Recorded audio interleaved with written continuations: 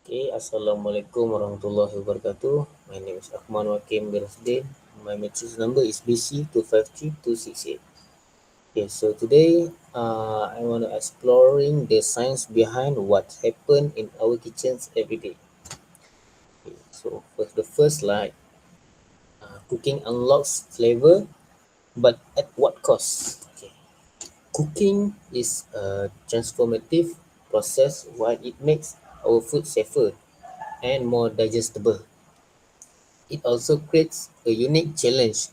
The same heat that unlocks incredible flavors can also degrade vital nutrients. Our goal today is to understand these trades-off to master the science of making food that is both delicious and nutritious. Next slide. Uh, okay, heat is the engine of transformation in the kitchen. Why we cook? Why do we apply heat in the first place? It serves for critical function. For the first, safety. Heat destroy pathogens like salmonella and natural toxin. And the second is digestibility. It breaks down tough structure like cellulose in vegetables and collagen in meat.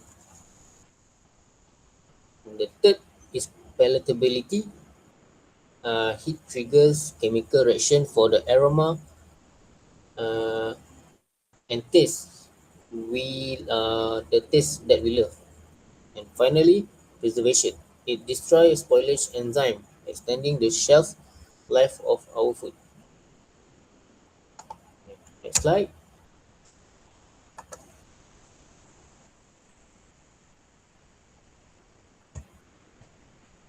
Okay, understanding the three pathway of heat. To master cooking, we must understand how heat travels. Uh, there's a three fundamental pathway. Number one is convection. The heat moves through fluids like the circulating air in an oven or boiling water. The second is radiation. Radiation, the energy wave strike the food surface directly, as seen in broiling or toasting. Number three, conduction. This is direct contact, where heat travels from the burner to the pan and into the food, searing the stick. There's example. Next slide. The chemistry of deliciousness. When we apply this heat, profound chemical change occur. The Maillard reaction is the star here is the browning of amino acids and sugar that creates savory crust. We also have a caramelization, the browning of pure sugar into nutty flavor, and the extremization, which is breaks starch into sweeter chains like toast in toasted bread. Lastly, protein coagulation is what makes a liquid egg turn solid as its proteins link together.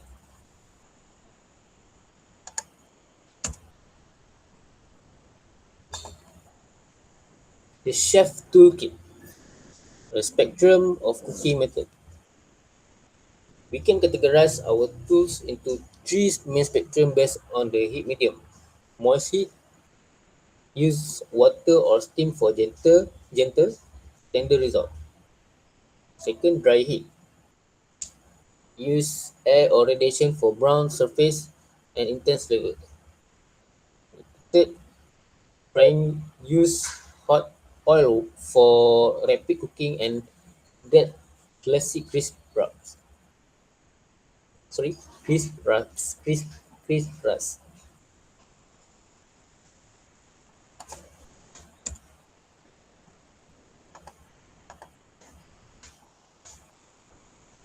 Okay. Next slide. Moist heat, the gentle of art of infusion and loss. Moist heat is excellent for tough cuts of meat and fibrous vegetables, but it comes with a trade-off: leaching, because food is immersed in water. Water-soluble vitamins like C and B are often lost. For instance, studies on broccoli show that boiling causes significant nutrient loss, while steaming keeps nutrients almost on par with raw vegetables because contact with water is minimized.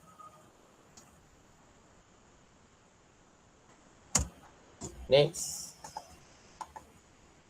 dry heat, the double edge of searing and charring. Dry heat methods like grilling create incredible flavor, but high heat is double-edged sword. It can produce harmful compounds uh, such as the heterocyclic amines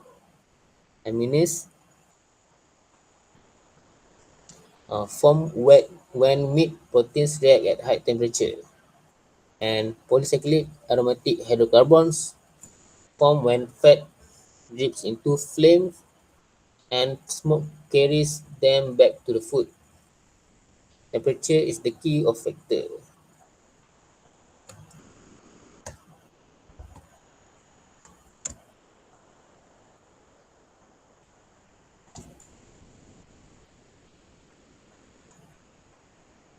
Okay, next,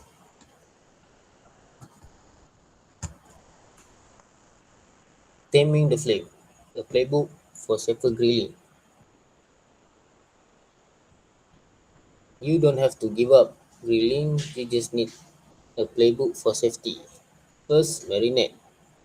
Ingredients like lemon and herbs can inhibit harmful compounds by up to 70%. Second, control the heat.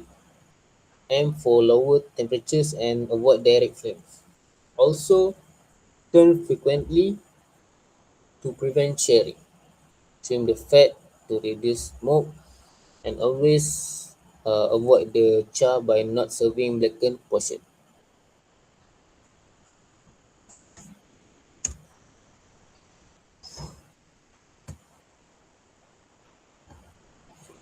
For frying, how hot oils create the perfect crust. Frying is a high efficiency heat transfer process. It happens in four stages. First, moisture transfer, where surface water vaporizes into a steam barrier. This leads to crust formation through dehydration.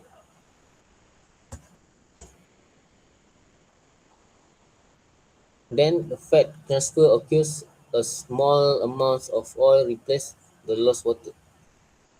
Finally, heat is conducted to the center for interior cooking. The balance of this stage determines how greasy or crisp your food becomes. And the last slide, the degradation of frying oil. What happens when you reheat? Finally, finally, we must consider the oil itself. Frying oil degrades with used through three pathways. First, hydrolysis from food moisture,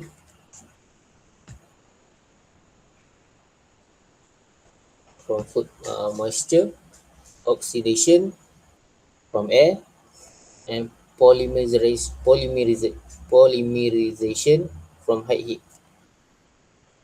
This reaction creates free fatty acid and polymers that thicken the oil, darken its color, and can impart undesirable flavors and compounds to your food.